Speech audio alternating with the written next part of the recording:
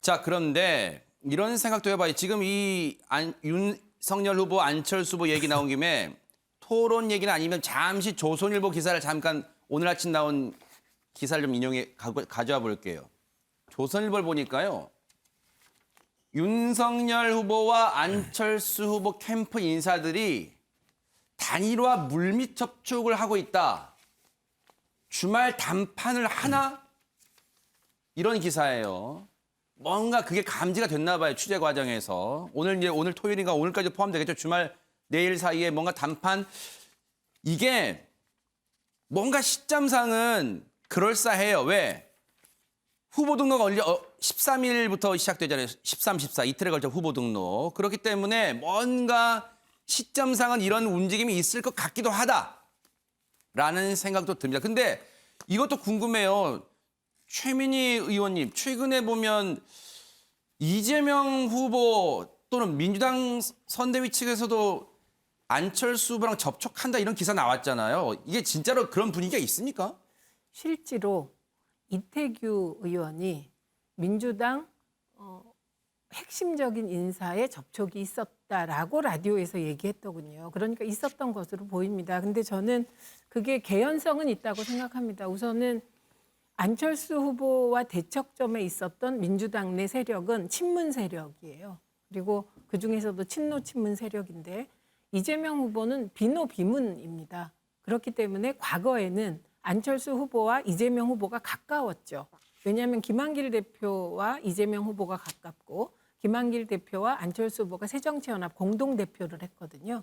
그러니까 사실은 그동안에 안철수 후보가 민주당과 연대하기를 꺼렸던 것은 친노 친문 세력에 대한 반감인데 일단 친노 친문 세력이 지금 주가 아니기 때문에 배경으로는 뭐 가능성이 있다고 봅니다. 근데 그 배경이 곧 현실화되려면 많은 조건이 필요한데 두 번째는 이재명 후보가 계속 대한민국이 너무 양진영이 대립하고 있고 어제 토론에서도 다당제가 중요하다 이런 얘기를 하고 있지 않습니까?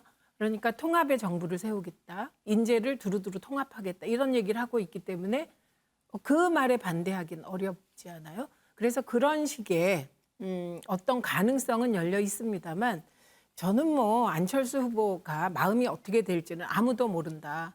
조선일보의 저 보도는 중앙일보의 어제 보도의 연장입니다. 중앙일보가 비슷한 보도를 냈어요. 그러니까 안철수 후보 캠프에서 즉각 사실이 아니다 이렇게 반박을 했습니다. 그러니까 저는 저 조선일보의 오면 저 보도는 주말 담판하라로 들립니다. 아하. 와, 이거 새로운 해석인데요. 제발 좀 정권 교체, 대선 승리를 위해서 야권 좀 단일화해라. 아, 동료성 기사다라는 네. 해석이 나왔어요. 네. 사실 최민희 의원님 말씀 듣고 보니까 안철수 후보도 거듭 부인했어요. 국민의힘으로부터 일절 제안 들어온 게 없다고 그 얘기를 하긴 했습니다. 그런데 이 기사만 놓고 보면 저는 뭐 최민희 의원님의 해석 내공을 따라갈 수는 없으니까 일단 이 제목에 충실해 볼게요. 신성범 의원님, 단일화 물밑 접촉까지는 그러다 쳐요. 그런데 보세요. 그 다음 제목이 보니까 주말 담판 하나? 협상단들이라고 해서 정권을 가져가기는 하겠지만 주말 협상 하나? 주말 논의 하나? 정도는 모르겠지만 주말 담판 하나? 담판은 왠지 후보들 간의 결정사안 쪽에 무게가 실리는 단어 아닙니까? 어떻습니까? 그렇죠. 저런 일은 지금까지 관찰해 본 바에 의하면 일단은 메신저, 그러니까 대리인이 오랫동안 협상을 해서 어느 정도 틀이 완성되고 난 후 정치 지도자끼리의 담판에 의해서 양자 담판에서 결정될 수밖에 없는 사안이. 97년도에 DJP 그 연합 그 공조도 어떻게 보면 그 전에 한광옥 부총재와 김용환 부총재입니까? 아니면은 또 여러 명이 많이 끼어서 오랫동안 작업을 했고 마지막에 DJ가 JP의 청구동 자택을 찾아감으로써 완성된 그런 그림이란 말이에요. 그래서 지금은 정권 교체를 바라는 모든 사람들은 단일화 이야기를 해요. 왜? 단일화하면 필승이고 단일화 안 하면 윤석열이 이길지도 모르지만 불안한 승리로 될 거라는 점은 분명하기 때문에 하는 거예요. 그래서 민주당은 역으로 단일화되면 필패이기 때문에 회방 놓거나 단일화 안 되도록 안철수 후보는 계속 완주하십시오라는 말을 계속 던지는 거예요. 어제 토론에서 제가 유심히 본 대목이 이거예요. 이재명 후보가 계속 안철수 후보가 뭐라고 했습니까? 선거가 끝나면 원팀 돼야죠. 네, 맞습니다. 진영 가리지 않고 유능한 사람과 정책을 써야 되죠. 그게 내가 안 후보님의 정책과 사람도 쓰겠습니다는 메시지를 공개적으로 던진 거예요. 두 번째는 양당 독점 체제 해소해야 됩니다. 다당제 해야 되죠. 그래야 정치가 발전합니다. 이 다음에 뭐 국민내각과 통합정부.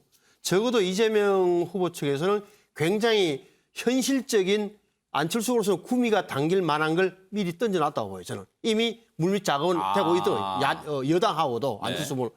이래 본다면 그런데 안철수 후보로서는 넘어갈 수 없는 강의. 최민희 의원님은 친문이 아니기 때문에 비문이기 때문에 가능성이 있다고 보지만 이재명 후보가 어제도 그랬잖아요. 나는 이 정부가 차별 안 한다고 선언하는 마당에 문재인 정부와 그리 선을 못 끌 것이라고 보고 그런 상황에서 안철수 후보가 이재명 후보와 덥석 손을 잡기에는 지금까지 해놓은 말이 많아서 넘어갈 수 없는 강이다. 자기 부정이라고 보는 거다. 그렇다면 네. 제가 볼 때는 윤석열 후보 측하고 남아 있는 건데 네. 윤석열 후보 측에서 제가 볼 때는 좀 더 적극적으로 나서줘야 돼요. 좀 더 절실해야 된다고. 왜냐하면 여론조사 보니까 안철수 후보가 안 합쳐도 이기겠습니다라고 적지 않은 사람들이 윤석열 후보에게 이야기를 함직해요.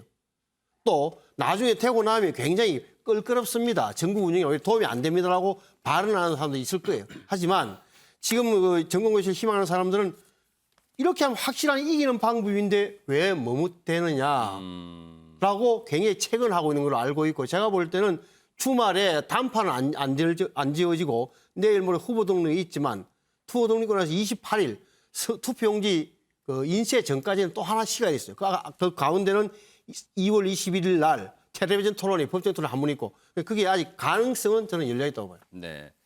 그래서 뭐 언론들이 1차 마지노선, 뭐 2차 그 마지노선, 뭐 3차 마지노선까지 있다 뭐 그런 기사를 냈는데 그걸 또 인용하신 것 같아요. 유영하 교수님께 좀 여쭤볼까요? 뭐 한 1분 정도만 드릴게요. 네. 그런데 이런 생각도 들어요.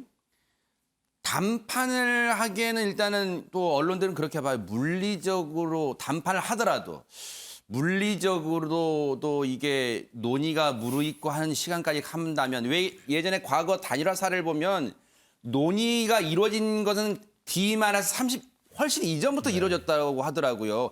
그런 걸 봤을 때 물리적으로 시간 부족한 거 아니냐 뭐 이런 얘기도 나옵니다. 그러니까 이 정치가 많이 변화하고 있고 바뀌고 있습니다. 조선일보의 단판 하나, 윤석열 후보가 10분이면 단판할 수 있다 그러는데 그건 뭐냐 하면요. 아주 간단한 겁니다. 거래입니다. 아하. 후보 단일화가 아니라 거래 단일화입니다. 뭐 주겠다. 지분 주겠다. 총리 주겠다. 네? 그리고 당권 주겠다. 당신 뭐 할 거냐. 그런 뭐 윤석열 후보가 내가 알고 있는 뭐 사실인데 그 봐주겠다. 뭐 예를 든다면 그게 단판이죠. 그럼 알겠습니다. 자기들끼리의 거래죠. 후보 단일화라는 것은 정확히 의미하는 국민으로부터 지지를 받아서 양쪽 지지자층들이 단일화하세요. 당신들이 단일화하면 세상이 이렇게 좋아집니다. 그리고 내용이 어떤 겁니다. 이게 되는 거 아니에요. DJP 얘기하셨는데 DJP 공동정부는 뭐냐면 당시에 지역적으로 차별받고 있던 호남과 충청이 결합한 겁니다. 거기에 대표하는 사람들끼리요. 호남과 충청민들이 찬성한 거예요. 그래서 이긴 거거든요. DJ가. 지금도 마찬가지예요. 단일화를 하려면은 단일화든 뭐든 간에 자신들이 생각하는 향후의 그림들, 대한민국이 어떻게 갈 것인가에 대한 정책과 내용들, 그리고 제도 문제, 선거제도 문제, 뭐 이제 민주당에서 얘기하는 예를 들면 지금 다당제라든가 연립정부가 왜 중요하냐, 연립정부가 왜 중요하냐 이 문제에서 얘기를 하면서 나간다 그러면 되죠. 국민은도 마찬가지죠. 왜 연립정부가 중요하냐. 그것이 어떻게 국민들을 편안해하고 정쟁이 없어지고 양진영으로 나눠지는 이런 정치적 갈등을 막을 수 있으면서 네. 국가가 안정적으로 갈 수 있다. 그러니까 우리 같이 합시다. 네. 이렇게 되면 얘기가 되는데 우리 만나서 10분 만에 가려합시다. 담판합시다. 그럼 거래하자는 거죠. 아주 자기들끼리 해서 권력 노름과 권력을 먹겠다는 의사 표시라고 저는 얘기할 네. 수밖에 없습니다. 알겠습니다. 뭐 그런 해석도 충분히 가능해요. 왜 정답은 없으니까요. 정치는 또 해석의 예술이니까요. 자, 조선일보 3면 다시 토론회 얘기로 잠깐 와볼게요. 왜 제 얘기는 안 합니까 하면 이 후보가 서운해할 거예요. 그래서 그 후보 얘기를 해볼게요. 조선일보 3면입니다. 심상정 후보도 어제 질문 공세가 좀 날카로웠다는 평이 많아요. 김혜경 논란은 이재명 후보 본인 리스크다. 김건희의 또 다른 계좌 발견됐다면서 윤석열 후보를 또 겨냥하기도 했어요. 직접 들어보시는 게 낫겠죠. 한번 듣고 이어가 보도록 하겠습니다. 배사무관의 인사권이 바로 이재명 후보였습니다. 제가 이 사안을 배우자 리스크가 아니고 이재명 후보 본인 리스크로 보는 이유입니다. 어떻게 생각하십니까? 어쨌든 워낙 가까운 사적 관계에 있던 사람이 이제 별정직으로 들어오다 보니까 이제 그 사람이 주로 공무에 관련된 일을 도와줬고 그러다 보니까 경계를 좀 넘어서서 사적 관계에 도움을 받은 것 같습니다. 제가 뭐 변명의 여지 없이 제 불찰이고 제가 엄격하게 관리하지 못한 것이니까 다시 한번 사과드립니다. 사과, 물론 여러 차례 사과는 했습니다만 사과를 끌어냈어요. 그런데 윤석열 후보한테도 앞서 말씀드렸죠. 공세가 갔습니다. 그 얘기도 마저 들어보시고 이어가 보도록 하겠습니다. 도이치모터스 주가 조작 사건과 관련해서 일전에 공개하신 우리 김건희 님의 계좌와는 다른 계좌가 이제 발견이 됐고 또 수상한 거래 내역도 지금 나온 것으로 보도가 되고 있습니다. 문제가 실제 없다고 하면 거래 내역을 공개하십시오. 이렇게 정작 자본시장을 교란하는 중대범죄 의혹에 대해서 떳떳하지 못하면 그거야말로 양도구역 아니겠습니까? 하시면은 계좌를 공개하십시오. 문재인 평론가, 문재인 대통령이고 문인철 평론가님입니다. 두 글자가 겹쳐서 죄송해요. 정말 죄송합니다. 문인철 평론가님께 여쭤볼게요. 심상정 후보가 어제 토론에서 저런 이제 질문 공세 매섭게 했고 보신 분들은 어제 앞서 보셨다고 하셨으니까 이런 평은 좀 있더라고요. 존재감은 좀 드러냈다 심상정 후보 그런 평이 있습니다. 심상정 후보는 존재감이 정말 확실하죠. 대선 후보로도 뭐 이번만 나온 거 아니고 지난번에도 나왔고요. 또 정의당 대표도 몇 번을 역임했고 거의 정의당의 간판 선수입니다. 그런데 왜 심상정 후보가 이재명 후보에게 저렇게 날선 비판을 할까요? 그것은 지난 총선으로 거슬러가 보면 압니다. 민주당을 믿고 합심해서 선거법을 개정하는데 정말 그때 당시 위원장으로서 그걸 도와줬거든요. 그런데 민주당한테 배신당해가지고 그냥 지금 몇 석 안 되잖아요. 그래서 거기에 대한 정말 그 아픔과 그리고 정의당의 정체성이 없어져 버렸어요.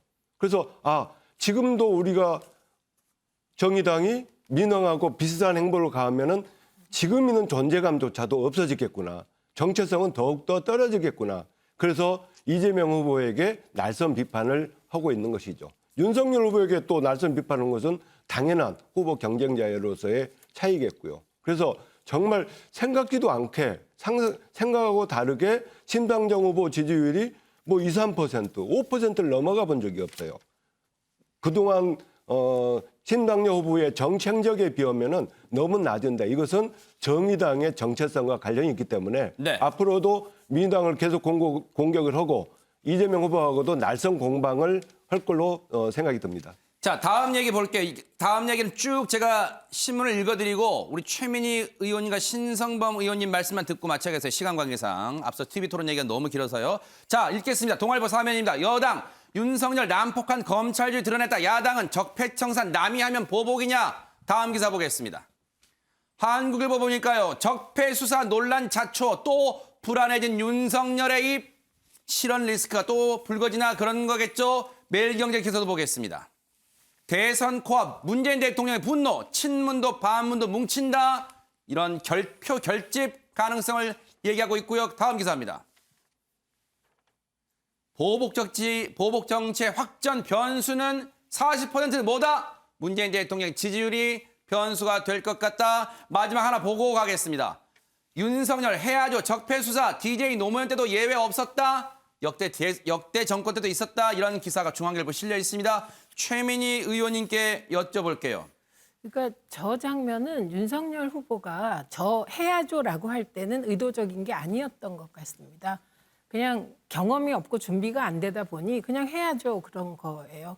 근데 민정수석 때 문재인 수석이 무슨 얘기를 한 적이 있냐면 죄가 있다면 수사해야 된다 이렇게 얘기를 했어요. 과거에. 그런데 그렇게 얘기하는 겁니다. 보통. 죄가 있으면 해야죠. 이렇게 얘기하지 있다는 걸 전제로 해야죠. 이렇게 받아들여져서 지금 문제가 된 것 같고요. 그리고 저거는 정치 보복이라고 공격할 수밖에 없죠. 이 시기에. 근데 더 이상한 건 윤석열 후보가 후보 본인에게 보복하겠다는 건지. 왜냐하면 문재인 정부 적폐 수사는 명을 받아서 한 게 아니다라고 얘기했어요. 그럼 적폐 수사의 주체는 본인이 되거든요. 서울중앙지검장 그리고 본인이 검찰총장이었기 때문에. 그러면 저 적폐는 본인 적폐 얘기하나? 김건희 씨의 도이치모터스 주가 조작 수사 제대로 안 한 검찰 적폐인가? 최은순 씨 적폐인가? 이런 생각이 들죠. 네.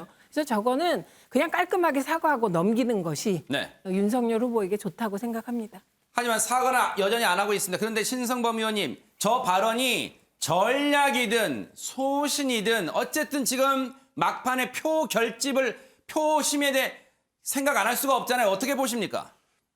불필요한 이야기를 과다하게 한 거죠. 그러니까 어떻게 보면은 분열돼 있던 민주당, 그러니까 문파냐 비문파냐하고 갈라져 있던 민주당 지지자들에게 지지자들이 결집할 수 있는 필미나 계기를 제공한 그런 발언이어서 정치적으로 굉장히 현명하지 못한 발언이었던 건 맞아요. 그러면 윤석열 후보가 말하는 게 틀리느냐? 저것은 뭐 기자가 물어보니까 적폐청산 수사를 할 것입니까? 그러니까 해야죠라고 원론적인 원칙적인 답변을 일반적인 답변을 한 건데 여기에 더해서 정치 보복이라는 말이 나오는데 여기에 대해서도 윤석열 후보 해명했잖아요. 내 사전에 정치 사전에 정치 보복이 없다고 했다면 이것은 뭐 정치 보복 할래도 할 수 없는 그런 상황이다. 제가 볼 때는 좀 무의미한 그런 논쟁 같아요. 거기다가 대통령까지 갑자기 과도하게 네. 화를 내면서 끼어드신 것은 좀 어색했더라고 봐요. 자, 과연 주말을 거치면서 다음 주에 이 논란, 이 문제가 어떻게 불거질지 한번 지켜보겠습니다. 주말 아침 연멸경제 여기서 마치겠습니다. 함께해 주신 여러분 고맙습니다.